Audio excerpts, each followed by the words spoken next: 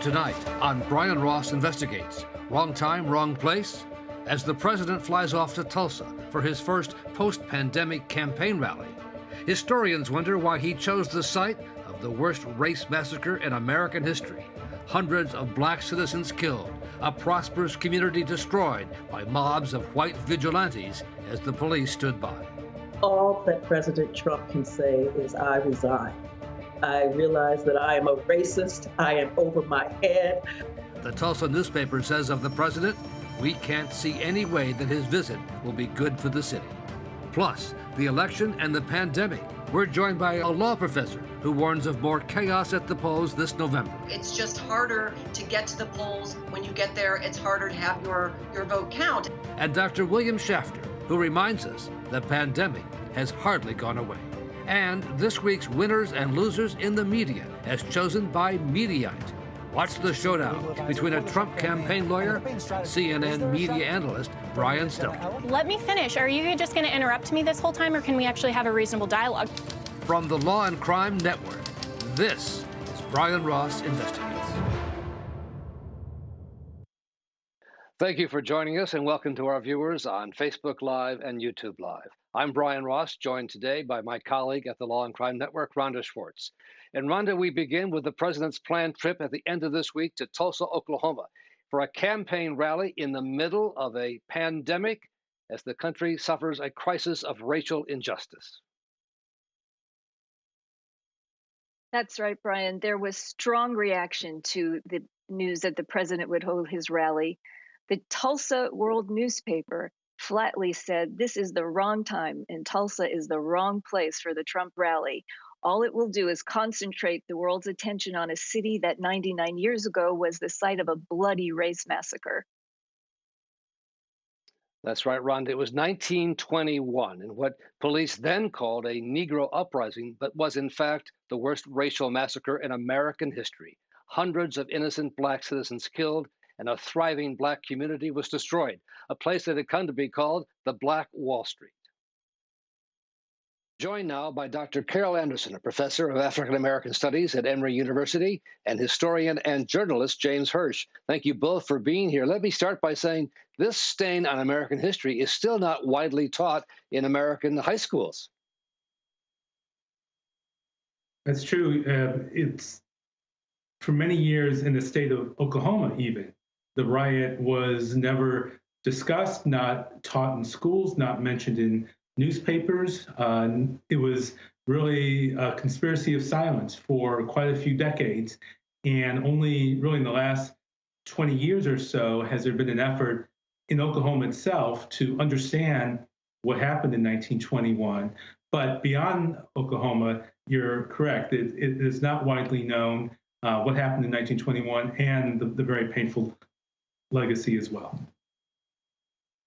And Professor Anderson, as you look at this, has any race massacre ever been more severe than what happened in Tulsa in 1921? We've come close, which is so unfortunate. We have had the slaughter in Colfax, Louisiana in 1873. We've had the destruction of the Black community in Wilmington, North Carolina in 1898. We had Rosewood. We had Ocoee, Florida. We have had the pogrom, the ethnic cleansing that happened in Forsyth County, Georgia. So we've seen so much of this. What Tulsa stands out in so many ways because it had the Black Wall Street, because of the depth of the violence, because of the use of the airplane and bombing the Black community. The absolute destruction and the inability and refusal to even acknowledge that destruction. And James talked about the complicity of silence, but you also have the complicity of the political and legal system that allowed that atrocity, that massacre to happen without recompense, without justice. And what actually triggered it? Was it resentment? But the immediate trigger was the arrest of a young African American who was charged with assaulting a white woman. And that led to an incendiary article in a local newspaper. And it raised, the worst taboo of American life at that time, a Black man allegedly attacking a white woman. Ultimately, those charges were dropped, they were false. But once that article appeared in the paper, there was all kinds of concerns that the accused was going to be lynched. That in turn led to a group of Black men to come to the courthouse to protect the accused. They were met by a group of white men. That triggered a melee, and there were casualties on both sides. But then the real riot, or what I refer to really as the invasion, occurred early the following morning when several thousand white men invaded the Black section of Tulsa with guns, with torches, with kerosene, and systematically destroyed all the institutions that perpetuated Black life in Tulsa: the churches, hospitals, schools, businesses, etc. And Professor Anderson, this was known as the Black Wall Street, hugely successful Black community. You've talked about the issue of resentment. Yes. Yes. And I mean, this is vintage white rage that I have discussed, where you have African Americans advancing, you have African Americans achieving their civil rights, doing what they're supposed to do. And instead of finding the embrace of American democracy, what they find is this simmering, seething resentment, looking for any excuse whatsoever to destroy that advancement.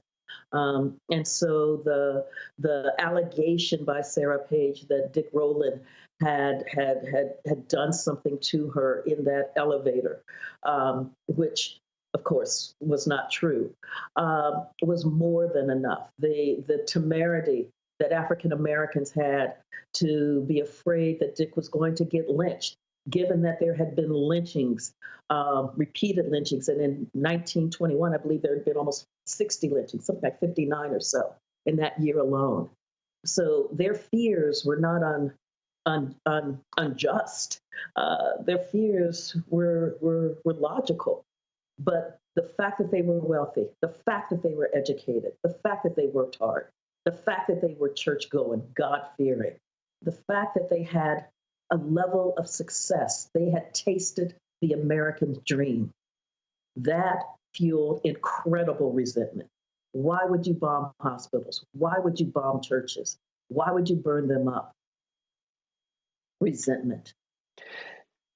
And if I could just add, 99 years later, yeah, absolutely.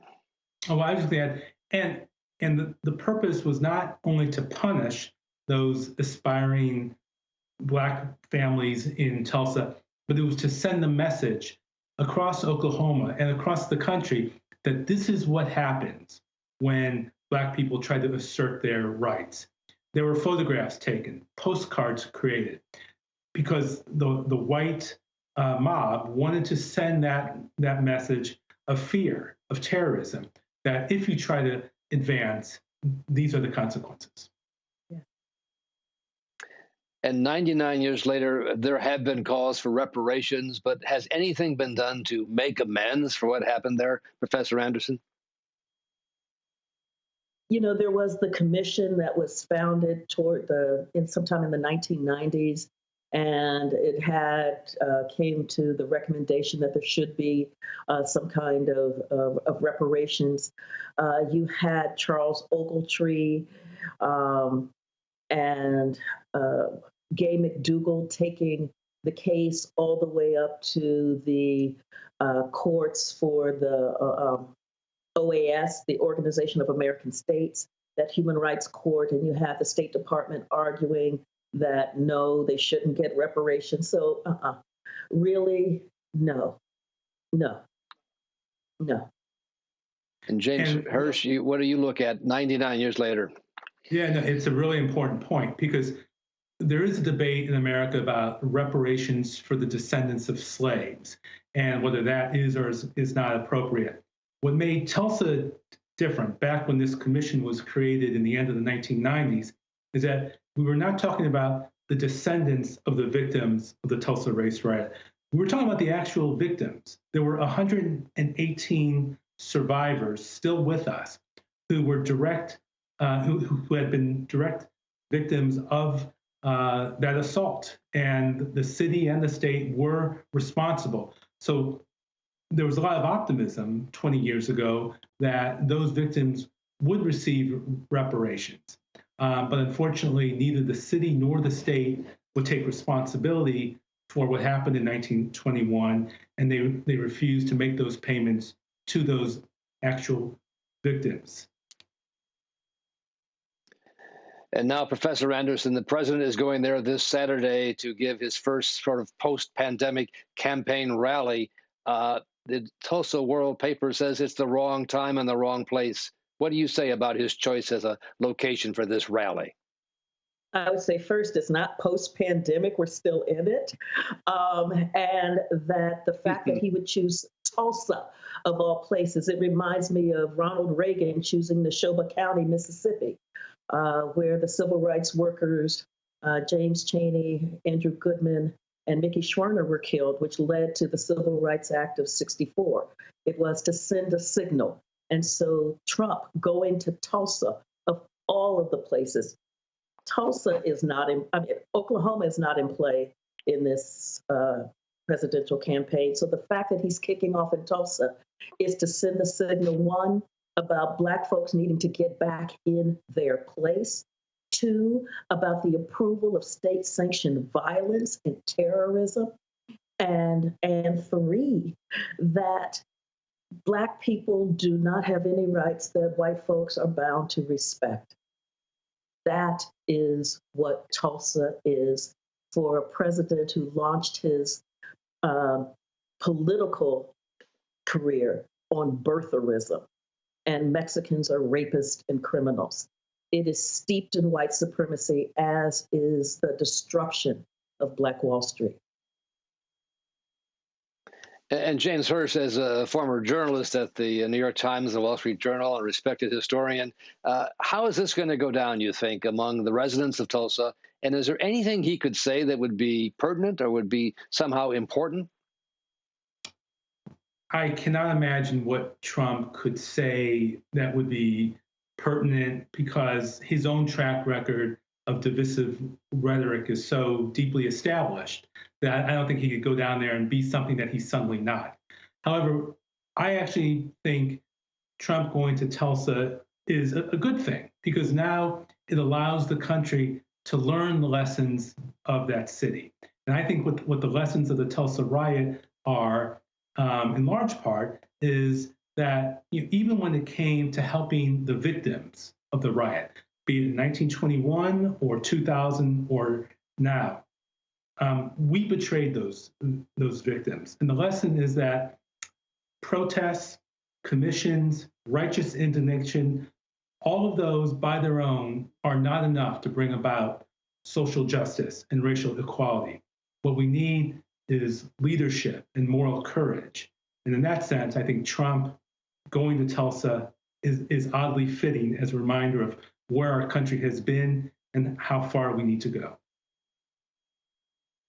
Professor Anderson, finally, let me ask you, is there anything you'd want to hear from the President of the United States as he speaks in Tulsa, the scene of this horrible stain on American history?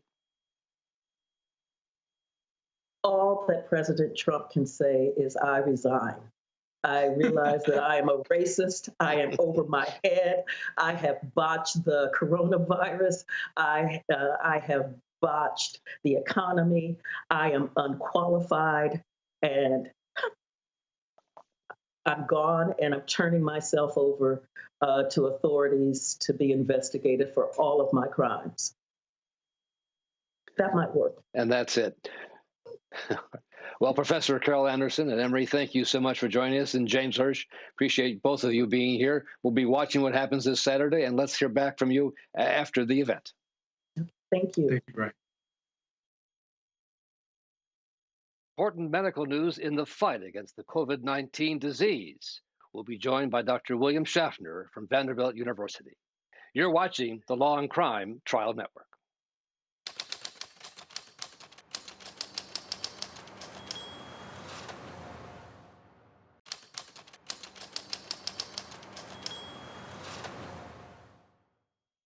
Back now, Rhonda Schwartz, this country continues to be in the middle of a pandemic, yet the President of the United States is heading to Tulsa with a campaign rally where people may not be wearing their masks, they'll be congregating. That's right. And the Tulsa health director said today an indoor rally for 20,000 people is a perfect storm in a state where the coronavirus cases are increasing. He said, "It hurts my heart to think of people being exposed to this illness." Let's get more on this from Dr. William Schaffner from Vanderbilt University, a real expert in this country on preventive medicine. Dr. Schaffner, what do you make of this idea to have a huge campaign rally indoors with 20,000 people in the middle of a pandemic? Well, Brian and Rhonda, I'm concerned about this. In fact, I'm dismayed by it because, as the city health director said, this is a perfect environment for the coronavirus, for COVID. It's made to order.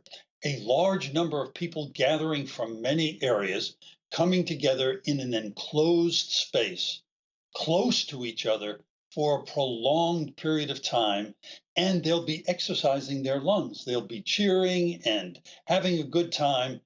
And this is exactly how this respiratory virus likes to be transmitted.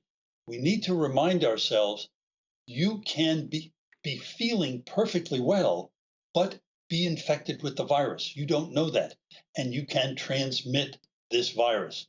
I think that there will be very few people wearing masks in that auditorium, and I'm afraid the COVID virus will be attending, not invited, but will be there, and there will be some spread, and people will take it back home to their families and to their communities.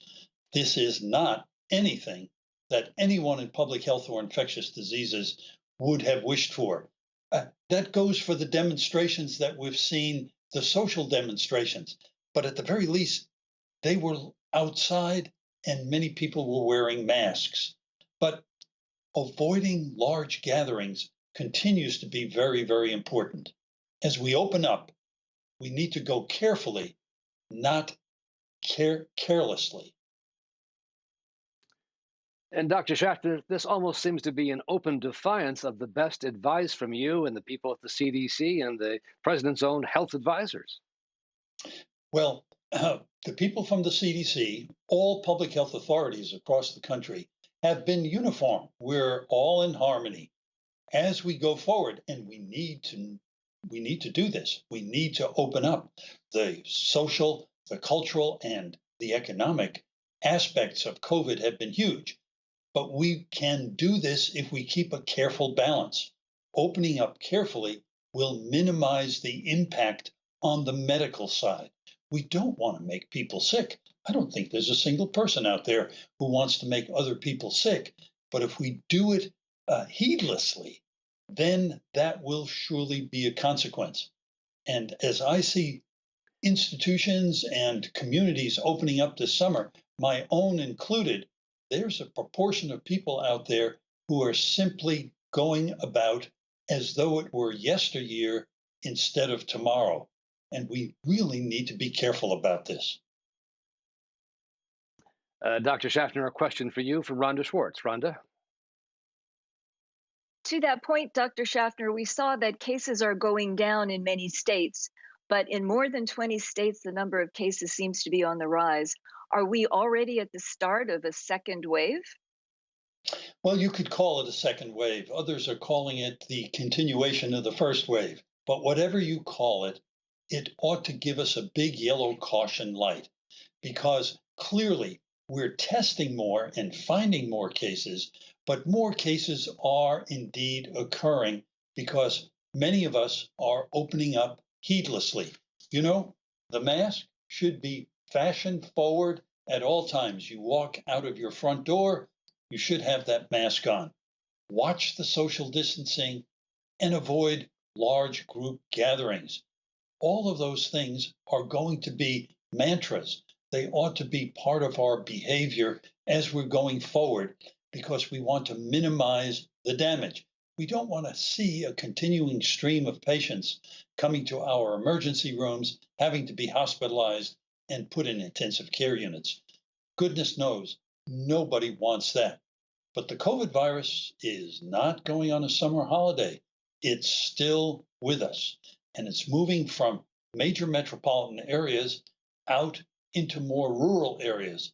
So those parts of the country, I say more sparsely settled, are now starting to experience COVID for themselves.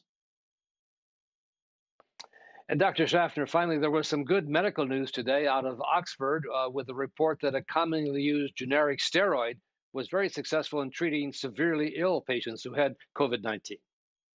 Yes, you see me smiling. There are many studies underway around the world now about therapies. How can we treat people better if they get sick? And the first of this summer's harvest is starting to come in. A steroid, an anti-inflammatory drug that we have been using for over 40 years, actually in rather small doses, used in people who were intubated or who needed oxygen. It improved their survival. And isn't that good news? It's not perfect. Not everyone improved. Some people still died. This doesn't give us license to go out and create hullabaloo, because the stream of patients coming in will be constant or increased, just as I've said. But once they're here, we now have another therapeutic agent, one that we're very familiar with, that we can use to alleviate some of the most severe symptoms and improve survival. We'll take every little bit we can get. That's right. As Dr. Anthony Fauci said, doctor, in a game with very few hits, a double off the wall is not bad. Dr. William Schaffner, thank you so much again for joining us today. My pleasure to both of you. We'll watch this COVID evolve over the course of the summer. I hope we can keep dampening that curve. All right, coming up, what all this means for the November election. Could the president postpone the voting? You're watching the Law&Crime Trial Network.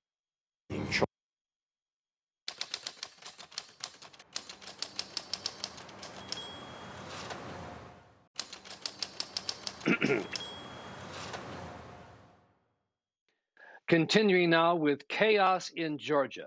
Even before an innocent black man was shot in the back by police officers and killed, there was chaos at the polls. A primary election where there were long lines, 5-hour waits, new voting machines didn't work, not enough poll workers, some polling places were closed.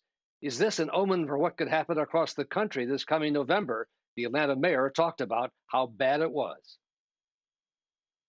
Just a complete meltdown on yesterday. We saw this with early voting even on Friday. I have a neighbor who stood in line for almost 8 hours. Someone told me about their neighbor who was in line until 2:30 a.m. attempting to vote. And it is absolutely ridiculous. Coming out of 2016, specifically when there were so many questions about the integrity of our election, to be here again in 2020 under these circumstances, really, it's unacceptable.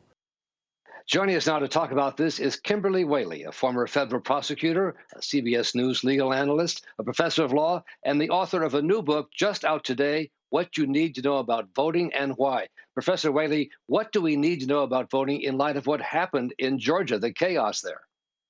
We need to know that November is going to have some spots of chaos, no matter how hard I think election officials try to make everything go smoothly. There are lots of barriers to that. And so everyone who's watching needs to register as quickly as possible. Registration is down because of COVID.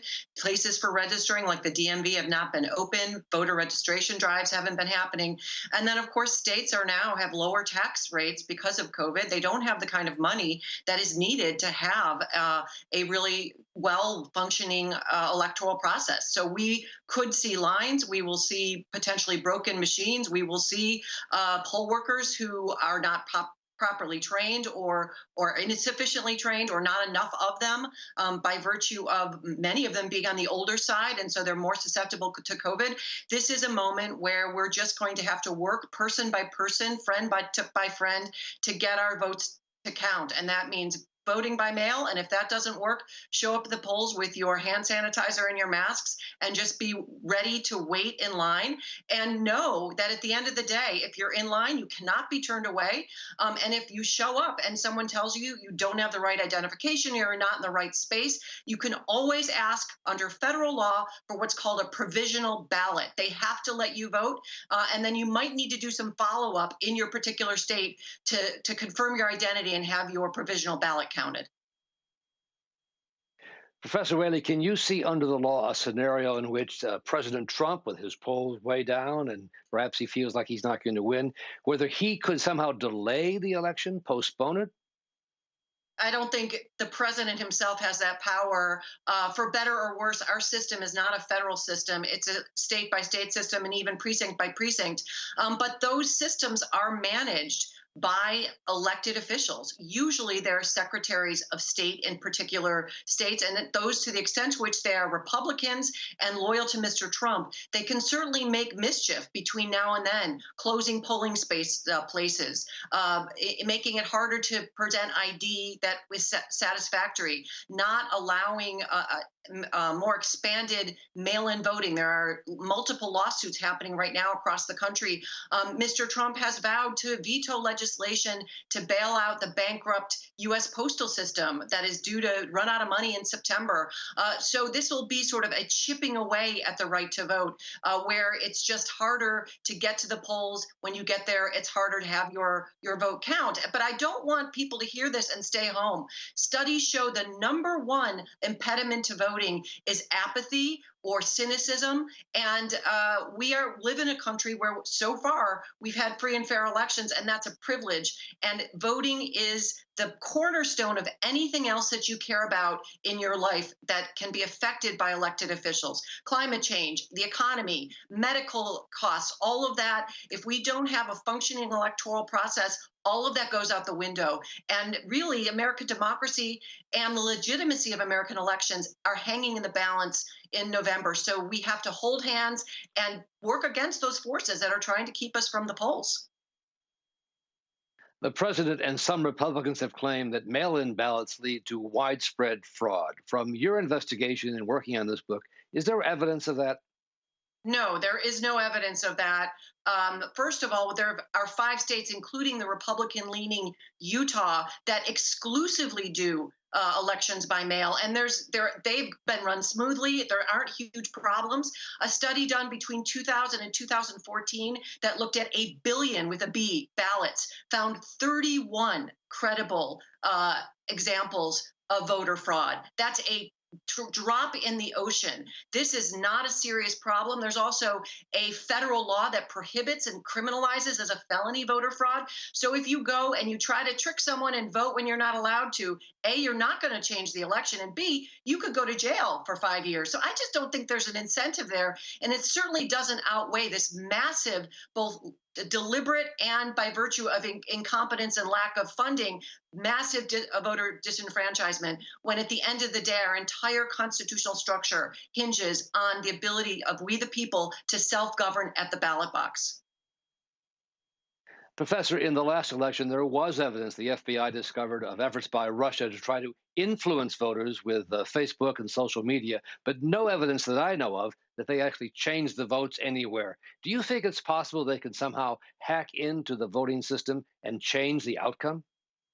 Well, the fact that we have so many different voting systems is actually protection against widespread hacking across the country. Because again, we have separate systems that aren't all united, which makes it more clumsy and cumbersome and problematic, but does stave off some kind of widespread attack on the actual sort of hard systems. That being said, the way that the Russians interfered in 2016 was through misinformation, by planting lies in our phones, essentially misinformation about candidates, misinformation about what's happening in elections to dissuade people from coming home, from actually leaving their homes and going to the polls, misinformation about the issues and the facts, basically duping us into believing false information so we cast our ballots the way Vladimir Putin wants us to, and not the way that we should as Americans.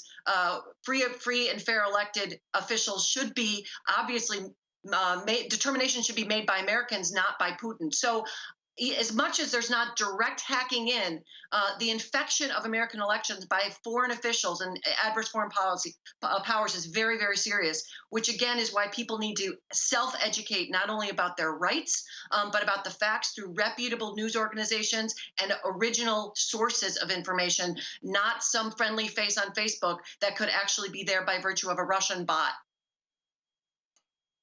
Professor Kimberly Wehle, I want to thank you so much. Your new book, What You Need to Know About Voting and Why, just out today. It's an important book for everyone and an important subject for us all to keep an eye on. Thanks again, Professor Wehle. Thanks, Brian. Coming up, this week's winners and losers in the media. See if you agree with the editors of Mediaite on their verdict over Brian Stelter of CNN and his showdown with the Trump campaign lawyer. You're watching the Law and Crime Trial Network.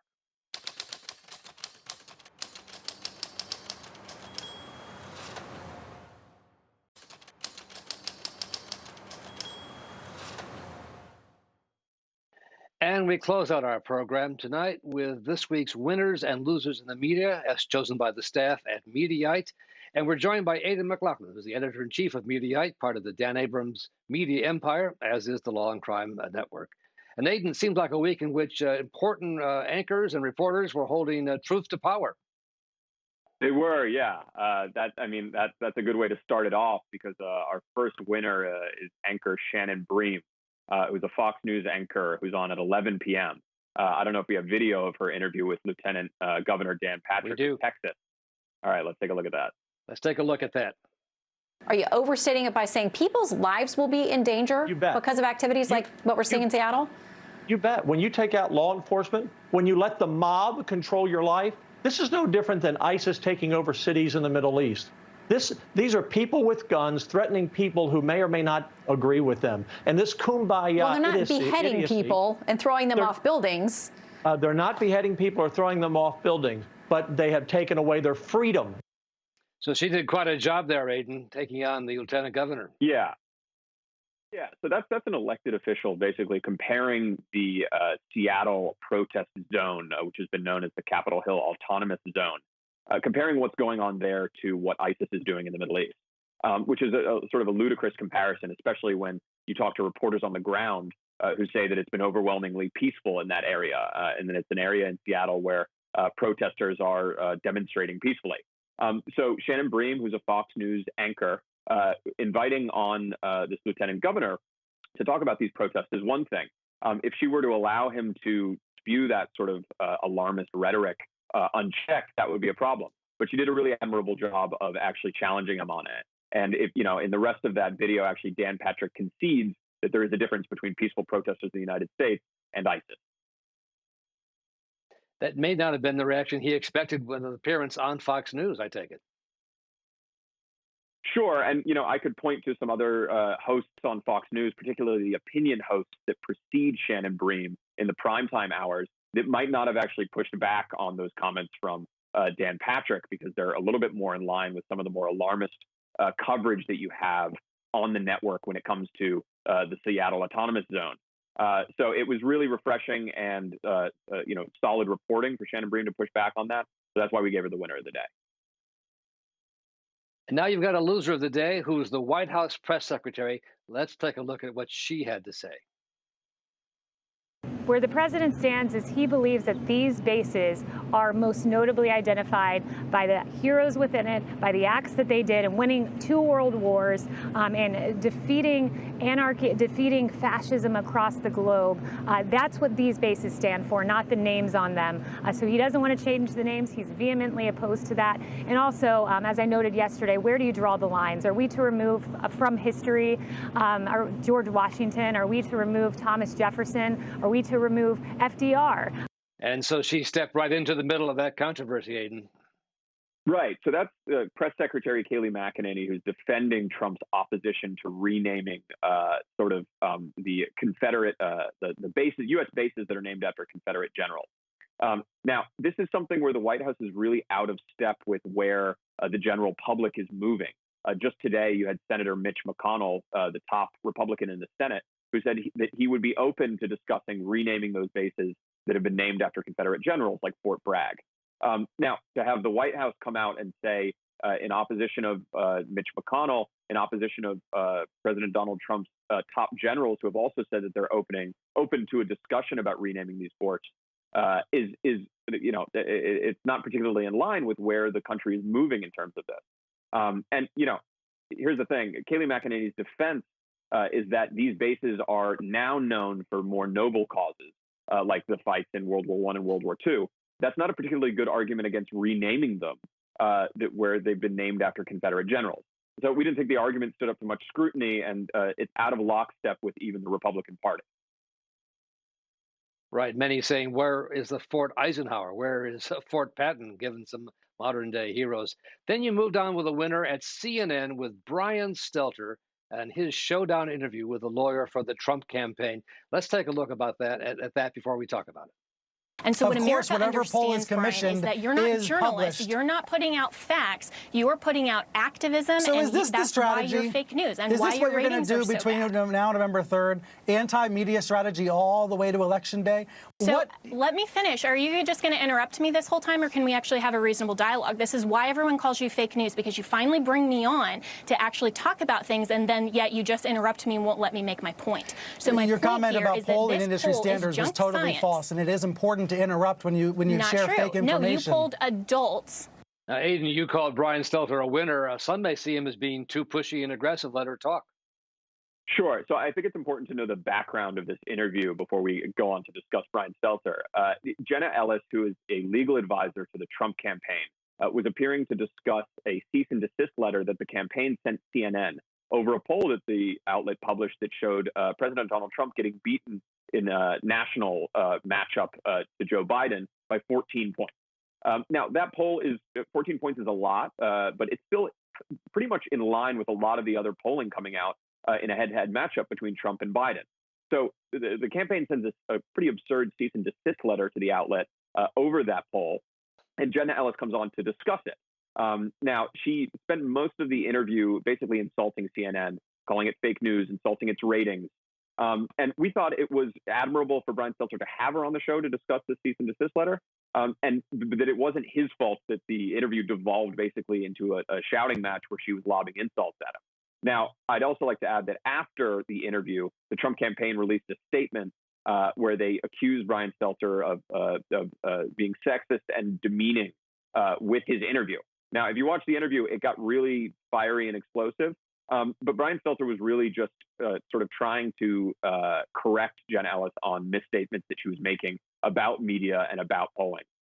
So I don't take that statement from the Trump campaign to be anything but in bad faith.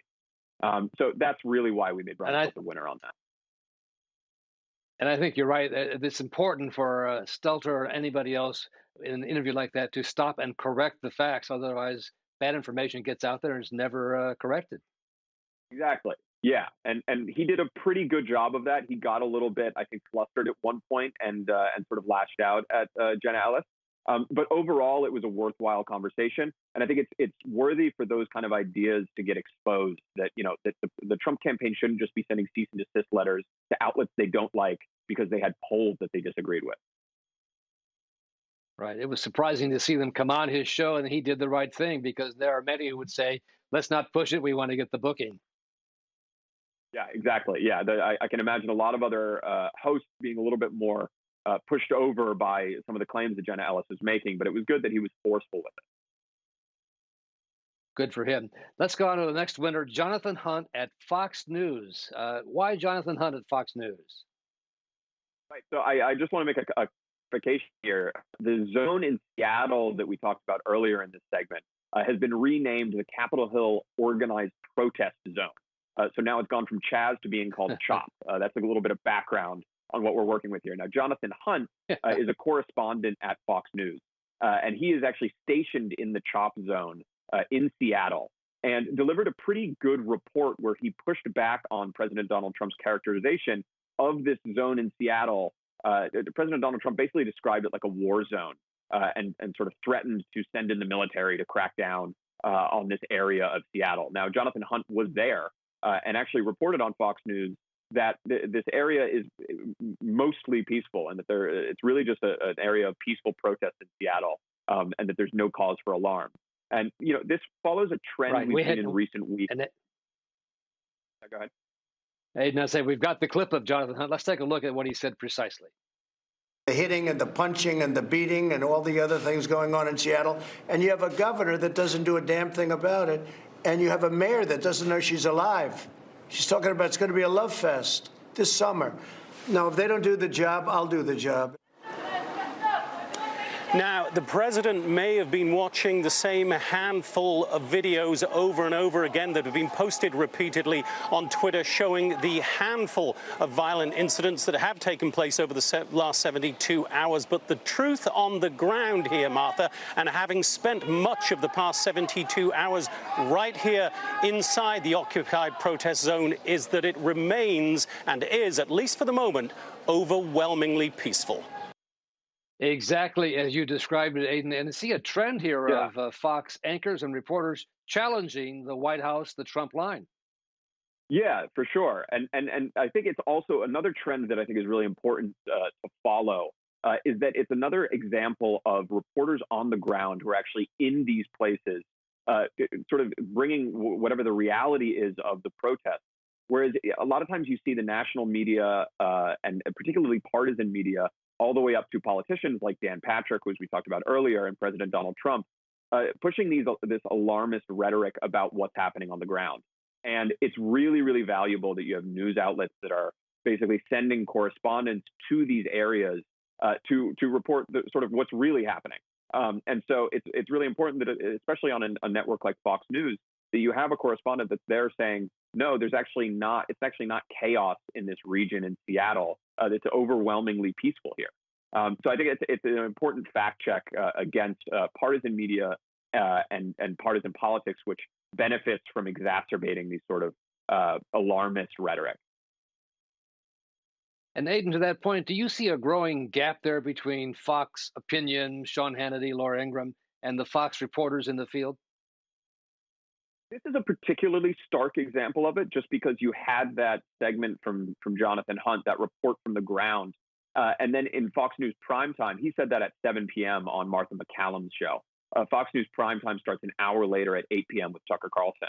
And they've actually gotten a lot of criticism, Fox's primetime hosts this week, for overhyping what's going on in these protests, for basically depicting places like Minnesota, Washington, D.C., Seattle that have seen pretty intense protests of being these sort of war zones. And a lot of times they've been caught out using old footage from last month to try and make it seem like there's still ongoing violent protests and looting in these places, whereas they've mostly calmed down. And I think Jonathan Hunt it's admirable that he did a good job of actually saying what's happening on the ground there in Seattle. And my former colleague, Chris Wallace, also talking about the fact that he doesn't like a lot of what he sees, but he's there to, as we said earlier, hold truth to power. Yeah. Chris Wallace is often asked about, I think you're referencing a New York Times profile of him that came out on Sunday. Right. He's often asked about his colleagues at Fox News, very often demurs. In that interview, he said, I'm not here to talk about what I do not agree with on Fox News opinion. I'm here to report the news. And he does a fantastic job of it.